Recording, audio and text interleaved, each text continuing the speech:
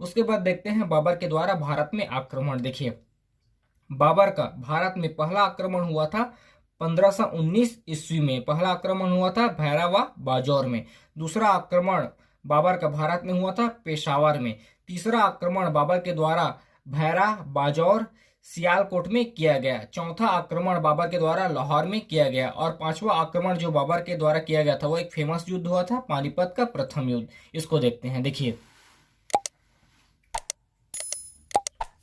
पानीपत का प्रथम युद्ध यह हुआ था 21 अप्रैल 1526 को। यह युद्ध हुआ था बाबर वर्सेस इब्राहिम लोदी। इब्राहिम लोदी दिल्ली का अंतिम शासक था। देखिए, इस युद्ध के लिए आलम खां लोधी, दौलत खां लोधी और राणा सांगा ने बाबर को आमंत्रित किया था। देखिए, पानीपत के प्रथम युद्ध के लिए आलम खां लोधी जो कि चाचा हैं इब्राहिम लोधी के, इब्राहिम लोधी जो कि अंतिम शासक हैं दिल्ली सल्तनत के, इन्होंने आमंत्रित किया था बाबर को युद्ध के लिए, आलम खां लोधी। और दूसरा है दौलत खां लोधी जो कि सूबेदार है पंजाब के, इन्होंने भी बाबर को आमंत्रित किया था पानीपत के प्रथम युद्ध के लिए। और राणा सांगा ने पानीपत के प्रथम युद्ध के लिए आमंत्रण किया था, ऐसा बाबर के द्वारा आरोप लगाया जाता है, लेकिन इतिहासकार इसकी पुष्टि नहीं करते हैं। देखिए, राणा सांगा जो कि शासक हैं मेवाड़ के, बाबर के द्वारा आरोप लगाया जाता है राणा सांगा के ऊपर कि इन्होंने भी युद्ध के लिए आमंत्रण किया था, लेकिन इतिहासकार इसकी पुष्टि नहीं करते हैं।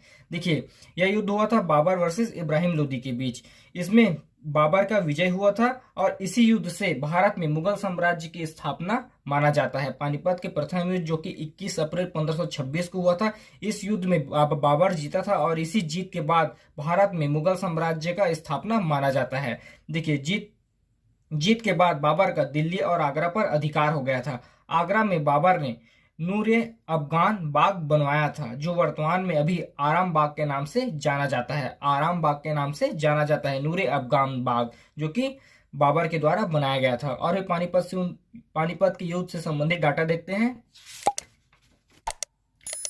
पानीपत का प्रथम युद्ध। देखिए, पानीपत के प्रथम युद्ध जीतने के बाद बाबर ने काबुल के सभी घरों में एक एक चांदी के सिक्के बंटवाया था और इसी दानशीलता के कारण बाबर को कलंदर कहा गया। उसके बाद बाबर पानीपत के प्रथम युद्ध के बाद लिखते हैं बाबरनामा, और इसी में काबुल के बारे में लिखा था बाबर ने कि अब हमें काबुल की गरीबी नहीं चाहिए, क्योंकि बाबर ने युद्ध जीतने के पश्चात सभी घरों में एक एक चांदी के सिक्के बंटवाया था और इसी दानशीलता के कारण बाबर को कलंदर कहा गया था।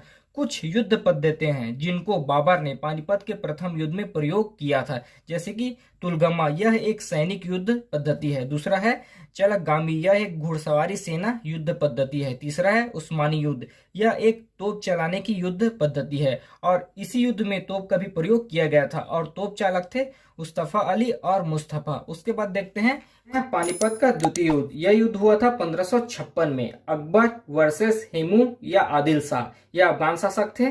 देखिए, उस समय अकबर तो काफी छोटे थे, तो अकबर ने बैरम खान के संरक्षण में यह युद्ध किया था। देखिए, अकबर के पिता थे हुमायूं और हुमायूं की मृत्यु के पश्चात हेमू या आदिल शाह ने दिल्ली पर अधिकार कर लिया था, जिसके कारण यह युद्ध हुआ था। तो इस युद्ध में हेमू या आदिल शाह पराजित होते हैं। देखिए, पराजित होने का कारण यह था कि हेमू की आंख में तीर लग जाने के कारण उसकी सेना में भगदड़ मच गया था, जिसके कारण हेमू की सेना पराजय हुआ था। देखिए, घटना यह हुआ था कि अचानक से एक तीर आकर हेमू की आंख पे लग जाता है और हेमू की आंख में तीर लगने के पश्चात उसकी सेना में भगदड़ मच जाता है, जिसके कारण हेमू की हार होती है। और इस घटना को आर.डी. त्रिपाठी जो कि एक इतिहासकार है, उसके द्वारा कहा गया है कि हेमू का पराजय मात्र एक दुर्घटना था और अकबर का विजय एक देवी संयोग। आर.डी. त्रिपाठी के द्वारा कहा गया कि हेमू का जो पराजय है वो मात्र एक दुर्घटना है और अकबर का विजय एक देवी संयोग।